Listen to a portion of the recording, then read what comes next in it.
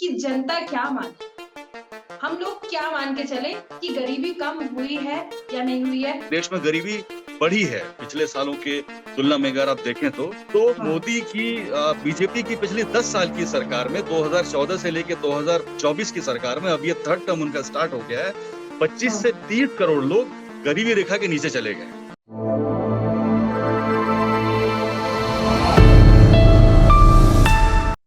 2030 का भारत ये खास कार्यक्रम है और इसमें हम लगातार बातें करते हैं उन लक्ष्यों की जिन पर लगातार भारत देश को काम करने की जरूरत है। क्या अभी हालात बने हुए हैं इन लक्ष्यों को लेकर, ये भी एक आम नागरिक को भी इस बात को जानने की जरूरत होती है। और इन्हीं कुछ लक्ष्यों पर हम लगातार बातें करते नजर आते हैं। अलग अलग मेहमान हमारे साथ जुड़ते हैं और आज के जो मेहमान हमारे साथ जुड़े हैं वो हैं शिल्पी मंजूर जी, जो कि इंचार्ज है eastern Uttar Pradesh minority department Indian National Congress से। सर, बहुत बहुत स्वागत करती हूँ आपका हमारे इस खास कार्यक्रम में, खास बातचीत करने के लिए। बहुत शुक्रिया स्नेहा आपका।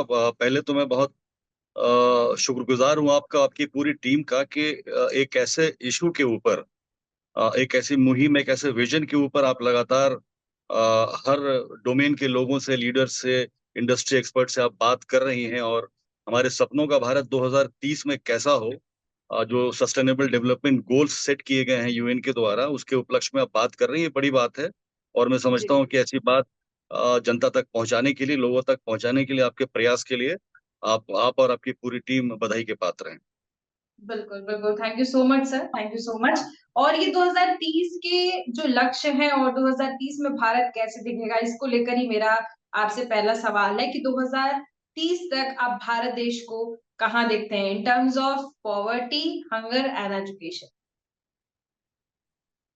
ये स्नेहा, 2030 में भारत को कहाँ देखते हैं, अगर आप मेरी इच्छा पूछें, जो हुँ, मेरी ख्वाहिश है, जहाँ मैं देखना चाहता हूँ अपने मुल्क को, अपने देश को, तो वो तो बहुत अलग है।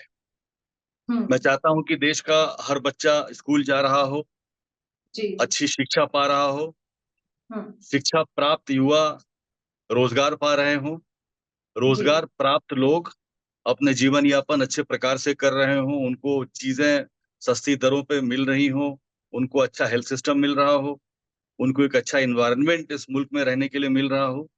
लेकिन हुँ, मेरे हुँ, चाहने से केवल ऐसा नहीं होता है। बीइंग बिल्कुल। A politician and being involved into policy matters, आज के यस। हालात को देखते हुए मेरी जो परिकल्पना है 2030 में भारत की, क्या वो परिकल्पना 2030 के भारत की वो अचीव हो पाएगी? क्या आज की मौजूदा सरकार उसको हासिल कर पाएगी, वहाँ तक भारत को लेके जा पाएगी? ये हुँ। एक बड़ा सवाल है, जो मैं समझता हूँ कि हम सबको बैठ के, समझ के, बातचीत करके इसके ऊपर सवाल पूछना चाहिए सरकार से। बिल्कुल, बिल्कुल आपने सही कहा। हालाँकि आपने खुद देखा होगा कि अगर हम किसी भी डिपार्टमेंट की बात करें, स्पेशली अगर हम देखें कि जो ब्रॉडकास्टिंग डिपार्टमेंट्स हैं, जहाँ से लोगों को कन्वे किया जाता है मैसेज कि भारत देश को लक्ष्य मिले हुए हैं, अभी तक रीजनल जो लोग हैं यानी लोकल लोग की बात करूँ मैं, जो ज़्यादा एजुकेटेड नहीं है या फिर जो एजुकेटेड भी हैं, ज़्यादा पॉलिटिक्स में इन्वॉल्व नहीं है, उनको ये भी नहीं पता है कि 2030 तक भारत को कुछ लक्ष्य मिले हुए हैं और उनको हासिल करने हैं। यानी कि कुल मिलाकर इंडिया में या भारत देश में ये देखें तो अगर हम अवेयरनेस की बात करें तो बिल्कुल भी अवेयरनेस नहीं है इन चीजों को लेकर कि भारत देश को कुछ लक्ष्य मिले हुए हैं, उनको भी हासिल करना है। चलिए, इसी के साथ मैं आगे बढ़ती हूँ और अगला सवाल मेरा ये है कि गरीबी की अगर हम बात करें, तो देखिए गरीबी के बारे में कहा तो ऐसा ही जाता है, रूलिंग पार्टी कह रही है कि गरीबी कम हुई है। और मेरा हर इंटरव्यू में ये सवाल रहता है कि कहा तो जा रहा है गरीबी कम हुई है और मुझे वहां से रिवर्ट यही मिलता है कि गरीबी कम हुई है तो राशन क्यों बांटा जा रहा है, राशन इतने लोगों को क्यों बांटा जा रहा है। अब मेरा यहाँ पे ये सवाल है कि गरीबी कम हुई है, कह रहे हैं रूलिंग पार्टी कह रही है गरीबी कम हुई है, ऑपोजिशन से हमें ये सुनने को मिलता है कि गरीबी अगर कम हुई है तो राशन क्यों बांटा जा रहा है। लेकिन मेरा सवाल ये है कि जनता क्या माने, हम लोग क्या मान के चले कि गरीबी कम हुई है या नहीं हुई है, या फिर ये ऑपोजिशन पार्टी और रूलिंग पार्टी आपस में ही गेम खेल लेते हैं और क्या जनता जो है वो यहाँ पर बेवकूफ बनती नजर आती है? नहीं, इसने आपने बिल्कुल ठीक कहा। पहले तो मैं आपकी बात को सेकंड करता हूँ कि सूचना और प्रसारण मंत्रालय को जिस तरह से इस 2030 के लक्ष्य के जो भारत को दिया गया है, जी सस्टेनेबल डेवलपमेंट गोल्स को, एसडीजी को लेकर के वो लोगों तक पहुंचाने की जरूरत है, उसमें वो अपर्याप्त नजर आते हैं। और मैं जी। समझता हूँ कि वो सूचना पहुंचाने से ज्यादा जरूरी इस बात की विवेचना करना है कि सरकार ने 2030 के जो लक्ष्यों की प्राप्ति के लिए क्या तैयारियां की हैं, और अभी तक हम केवल 5-6 साल और रह गए हैं 2030 में पहुंचने में, प्रवेश करने में। उस गोल के बिल्कुल। कितना करीब हम लोग पहुंचे हैं, ये समझने की बात है, उसके ऊपर चर्चा होनी चाहिए, वृहद चर्चा होनी चाहिए।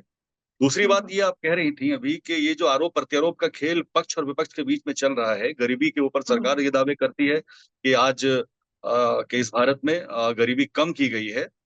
और हम्म। अपोजिशन, हमारी पार्टी या दूसरी अपोजिशन पार्टियां या जितनी भी सिविल सोसाइटीज हैं जो जी। देश का भला चाहती हैं, देश के नागरिकों का भला चाहती हैं, वो लगातार ये सरकार से सवाल कर रही हैं, पूछ रही हैं, हम्म। और ये हम्म। मुद्दा उठाती रही हैं कि देश में गरीबी बढ़ी है पिछले सालों के तुलना में, अगर आप देखें तो। अब मैं, जी। आप आरोप प्रत्यारोप की बात छोड़ दीजिए, मैं डेटा के हम्म। ऊपर आता हूँ, डेटा के बेस पे बात करता हूँ आपसे। तो एक तो इस सरकार ने डेटा पब्लिश करना बंद कर दिया है। ये बहुत हम्म। बड़ी दुविधा है देश के आगे। देश की जनता सरकार की परफॉर्मेंस, सरकार की जो जो काम करने की कार्यशैली है, उसकी हम्म। गुणवत्ता को जनता नापती थी डेटा के बेस पे कि सरकार ने कैसा परफॉर्म किया है। जब डेटा आएगा, उसके डेटा के हिसाब से हमें पता चलेगा कि कौन सी चीज में कितनी गिरावट हुई है, किस इंडेक्स में हम आगे हुए हैं, किस इंडेक्स में पीछे हुए हैं। सरकार ने वो हम्म। डेटा जारी करना बंद कर दिया है। ये बड़ी जी। विडंबना है इस देश की। लेकिन मैं जी। उसके अलावा 2-3 चीजों के साथ, प्रामाणिकता के साथ आपको ये मैं साबित कर दूंगा कि जो गरीबी है पिछले 10 सालों